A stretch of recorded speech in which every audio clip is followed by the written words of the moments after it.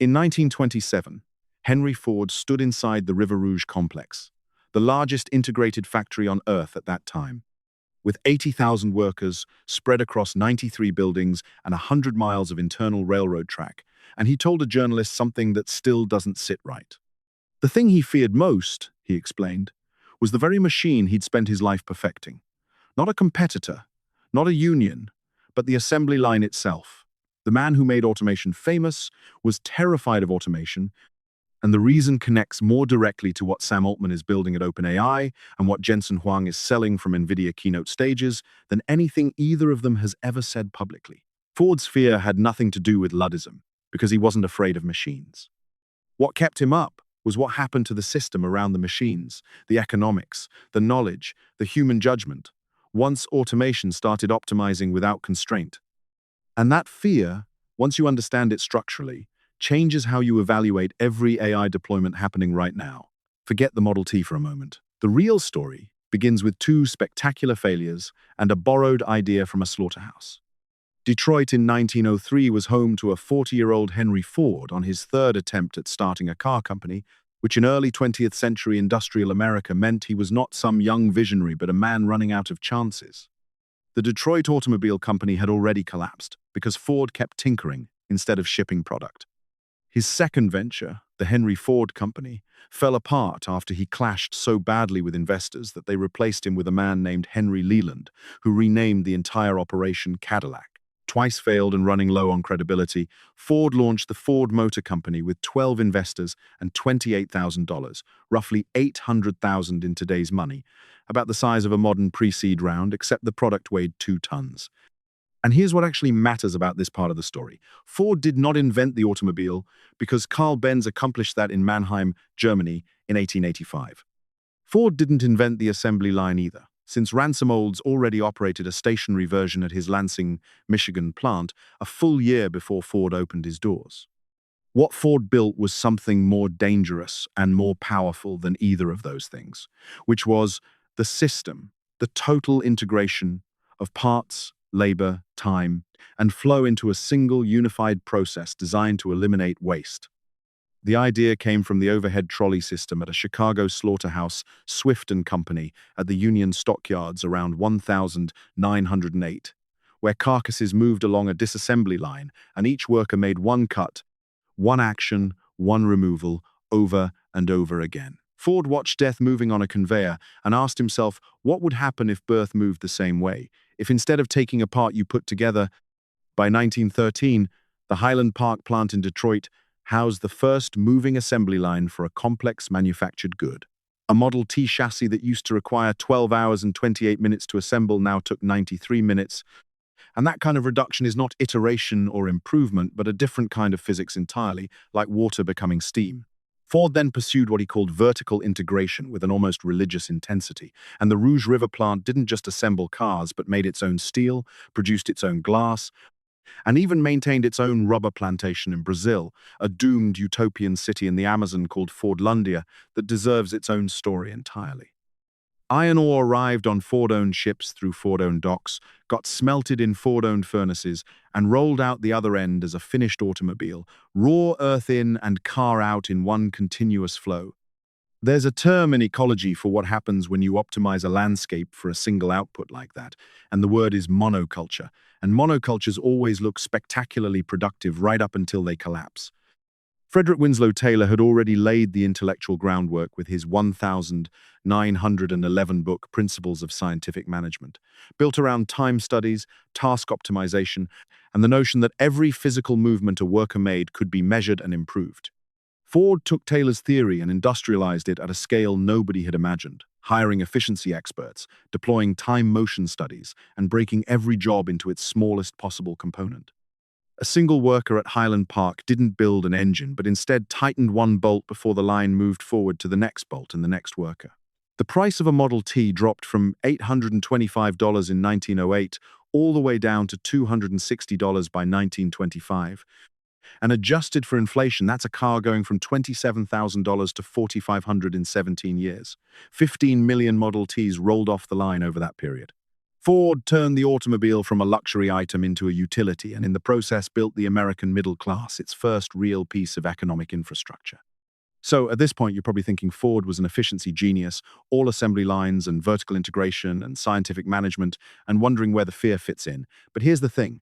The fear doesn't come from the factory floor. It comes from what Ford noticed happening to the system the factory floor depended on, and it's the part that every automation optimist from the 1910s to the 2020s keeps skipping. Ford's automation system wasn't just about building cars faster, but functioned as a consumption engine disguised as a production engine. And Ford, unlike almost every industrialist before or since, understood that the two could not be separated. January of 1914 brought an announcement that sounded insane at the time, which was the $5 workday. Average factory wages sat around $2.34 for a 9-hour shift, and Ford more than doubled that while cutting the shift to 8 hours. The Wall Street Journal called it an economic crime, and the National Association of Manufacturers warned it would destabilize the labor market entirely. What Ford did was the 1914 equivalent of Dan Price slashing his own salary at Gravity Payments a century later to give every employee a $70,000 minimum. Same outrage, same disbelief, same structural logic underneath. But generosity had nothing to do with it, because Ford was being strategic, and his reasoning reveals the exact fear we're talking about. In his 1922 autobiography, My Life and Work, Ford put it bluntly, "A machine that displaces a worker also displaces a customer," he argued, because the same person who tightens the bolt on Monday is the person who buys the car on Saturday. Eliminate the worker and you eliminate the buyer. And if you automate the production without sustaining the consumption, then the whole system collapses inward like a star that burns through its own fuel. The $5 day wasn't charity, but load-bearing architecture, Ford looking at his own automation masterpiece and recognizing that it contained a self-destruct mechanism. The more efficient the factory became, the fewer workers it needed, which meant fewer people could afford the product, which meant less reason for the factory to exist in the first place. A death spiral was hiding inside a productivity miracle. Automation creates efficiency by doing more with less. And in market economics, the parallel term for that process is deflation of labor value. In a factory, you manage the flow of materials, and in an economy, you manage the flow of purchasing power. And Ford grasped that both flows had to stay balanced, or the entire system would seize up. What most people don't realize is that Ford described, in plain industrial language, what John Maynard Keynes would later formalize as the paradox of thrift and the problem of aggregate demand. And in 2024, Daron Acemoglu, the MIT economist who shared that year's Nobel Prize in economics, partly for his research on how institutions shape the effects of technology, gave the modern version a name.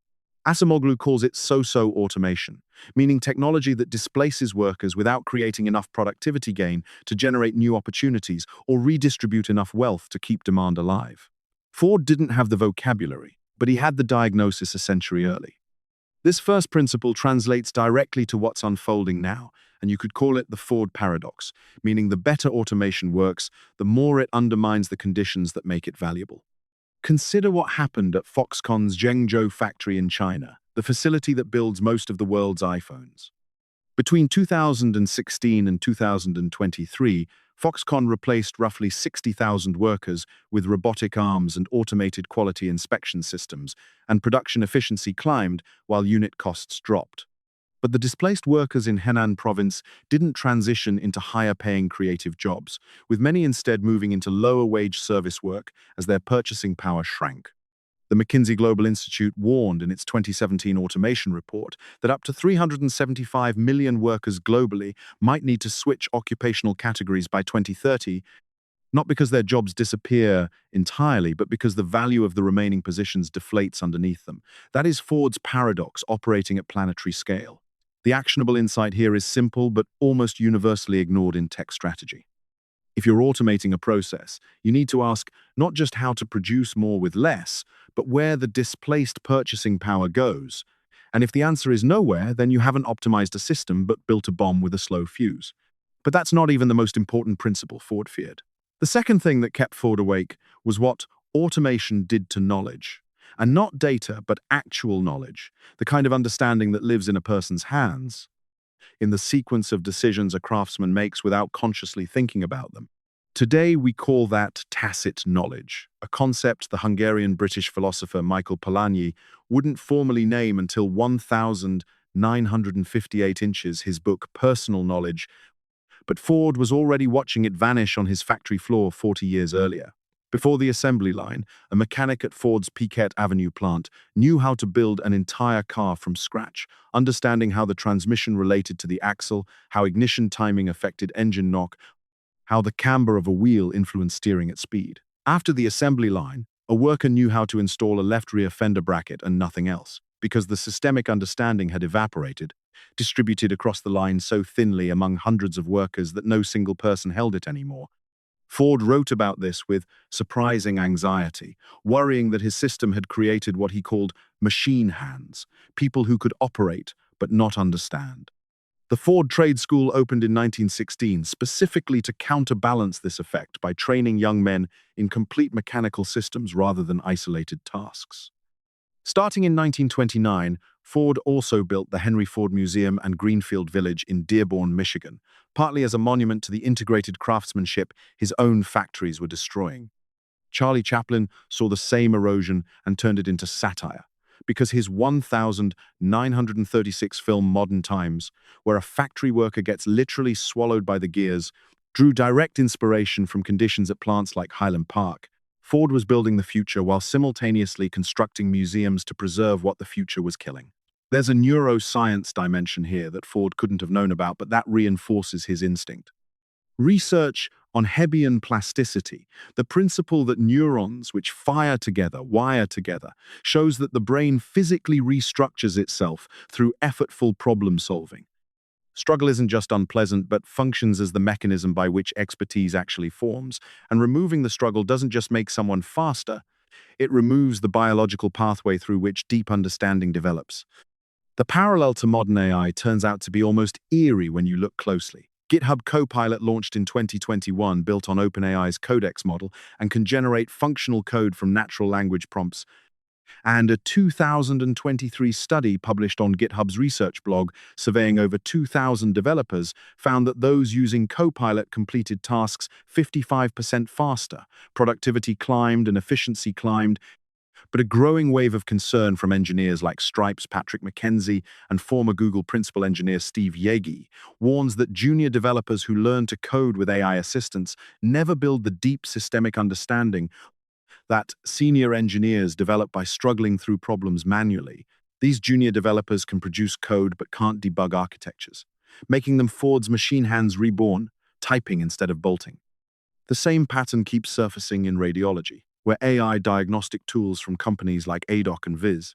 AI reduce the time needed to identify critical findings on CT scans. Radiologists using these tools get faster, but residents training with them may never develop the interpretive instinct that comes from examining thousands of scans unaided. Eric Brynjolfsson at Stanford's Digital Economy Lab calls the broader phenomenon part of the productivity J-curve, where organizations capture immediate efficiency gains from new tools, while the deeper structural costs don't show up until years later when the knowledge base has thinned and nobody notices until something breaks. Ford's fear, translated into modern terms, comes down to this. Automation doesn't just replace labor, but replaces learning. And a system that can produce but cannot learn is a system running on borrowed time. If you're implementing AI tools in any knowledge work environment, the question isn't just whether this makes you faster, but whether it preserves the pathway by which people develop judgment. Automate the struggle out of a skill, and you may also automate out the competence. And that's the second principle. Now, here's the third one, and this is where it gets genuinely unsettling. Ford discovered that automation changes what an organization is. Not just what it does, but what it actually is at a structural level. Before the moving assembly line, the Ford Motor Company functioned as a collection of skilled people who happened to use machines, and after the line it became a machine that happened to use people. The center of gravity shifted from human capability to process architecture, and once that shift happens, it doesn't reverse. Ford witnessed this firsthand in the labor dynamics at the Rouge complex through the 1920s and 1930s. Turnover at Highland Park reached catastrophic levels the year the assembly line launched in 1913, hitting a rate of 370%, which meant Ford had to hire 963 workers for every 100 positions he needed to maintain.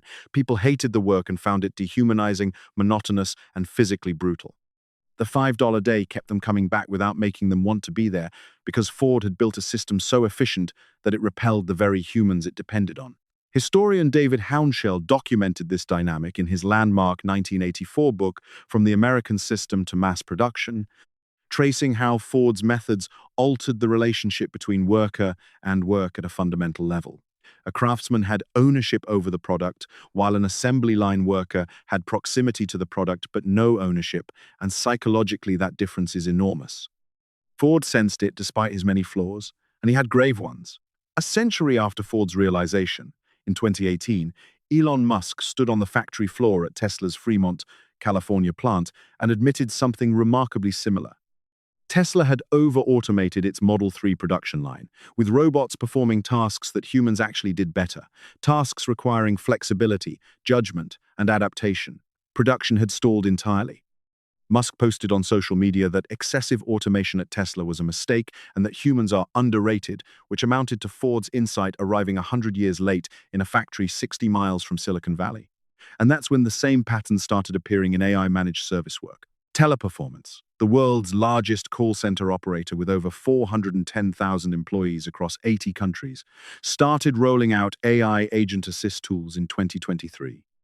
Agents got faster, and customer satisfaction scores on scripted calls improved, but agents who learned the job with AI assistance couldn't handle unscripted situations, whether escalations, emotional callers, or problems that didn't fit the flowchart. The automation had shaped each worker into a component, and the component couldn't function outside the machine. Amazon's fulfillment centers show the same structural force at work on an even larger scale.